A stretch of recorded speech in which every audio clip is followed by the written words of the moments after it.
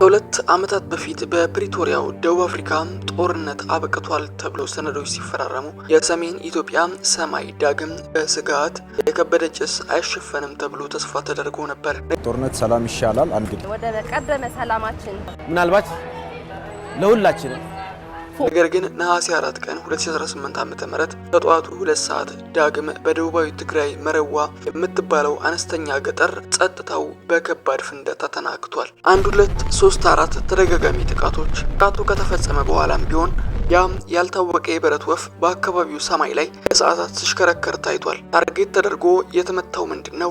አርሚ 26 የተባለው የትግራይ ኃይሎች ክፍለ ጦር ያረፈበት ትምህርት ቤት ነው የተመታው ወይንስ ሌላ ድብቅ ወታደራዊ ካምፕ አለቸው የሚለው በግልጽ አልታወቀም። የሚያስደነግጠው ግን የዚህ ጥቃት መከሰት ብቻ አይደለም። ጥቃቱ ከመፈጸሙ ቀደም ብሎ በሱዳን ድንበር አቅራቢያ የተተኮሱ የነበሩት የመጀመሪያ ጥይቶችና በረጅሙ የድንበር መስመር ላይ የተጀመረው ድብቅ የኃይል ስብስብ እንደዚሁም በኤርትራ መካከል የተፋፋመው የፊት ለፊት ጦርነት ሌላኛው ሀገሪቱ የገጠማት ዕጣ ፈንታ ነው። ለመሆኑ ከፕሪቶሪያው ስምምነት በስተጀርባ ምን እየተካሄደ ነው? ዓለም አቀፉ ማህበረሰብ ሰላም ወርዷል ብሎ በደስታ በተቀመጠበት ማግስት ከህዝብ እይታ ውጪ የነበሩ ድብቅ የካርታ ሽግግሮች እርስ በራሳቸው እየተጋጩ ነው። የመጀመሪያውና ያልተፈታው እንቆቅልሽ የታጠቁ ኃይሎች ሙሉ በሙሉ በመበታተን በስምምነቱ መሰረት የትግራይ ኃይሎች መሳሪያዎቻቸውን ለፌዴራል መንግስቱ ማስረከብ እንደነበረባቸው የፕሪቶሪያ ስምምነት ያትታል። ነገር ግን መሬት ላይ ያለው እውነት ሌላ ነው። በቅርብ ወራት ውስጥ የሚወጡት ሰብአዊ መብት ተቋማት ዘገባዎች እንደሚያመላክቱት ከሆነ በትግራይ ክልል አዳዲስ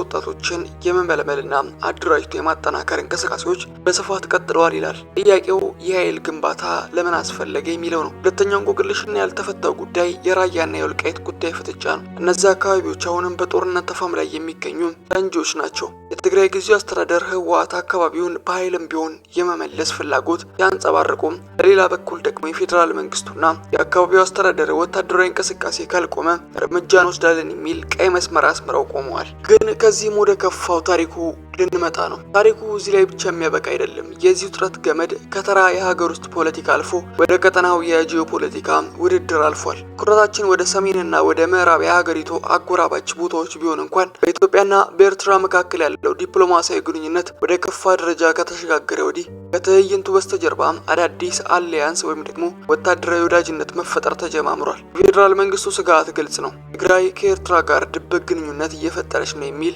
ጥርጣሬ ያድሮበታል። በሌላ በኩል ደግሞ በምዕራቡ በኦገስት 1 አቅራቢያ በሱዳን ድንበር በተከሰተው ከባድ ተኩስ ሳቢያ የትግራይ ኃይሎችና የፌዴራል ሰራዊት አባላት የተፋጠጡበት ሁኔታ ታይቷል። የሚያሳየው ውጥረቱ የራያና አላማጣ ብቻ ሳይሆን ሙሉ በሙሉ የሀገሪቱ ሰሜናዊ ክንፎች ዳግም የመዋጥ አቅም ያላቸው የደህንነት ስጋት እንዳለባቸው አመላካች ናቸው። ዛሬ በራያና አላማጣ በሽራሮና በሱዳን ድንበር አቅራቢያ የሚኖሩት ዜጎች ሌሊቱን በሙሉ በአይን ሳይተኙ የሚያድሩት በጥይት ብቻ እንደዚሁም በድሮል ድምጽ ምክንያት ብቻ አይደለም። ከ100,000 በላይ ሰዎችን የቀጠፈው አውዳሚው የሰሜን ጦርነት ዳግም ወደ ደጃቸው ይመለስ ሲሆን የሚል የሽብር ጥያቄ አእምሯቸው ውስጥ እየተፈጠረ ጭምር ነው። በራያ አላማጣ የተተኮሱት 4 የድሮል እንደዚሁም ደግሞ ሚሳኤል ተራ ወታደራዊ እርምጃዎች ነበሩ ወይንስ ለትግራይ ኃይሎች የተተኮሱ የመጨረሻ ወታደራዊ ማስጠንቀቂያዎች? መልእክት ምንድነው የሚለውን ማወቅ አስፈላጊ ነው። ፕሪቶሪያው ሰላም ህንጻ ሙሉ በሙሉ ከመፍረሱ በፊት ዲሞክራሲና ውይይቱ ቦታውን ይይዝ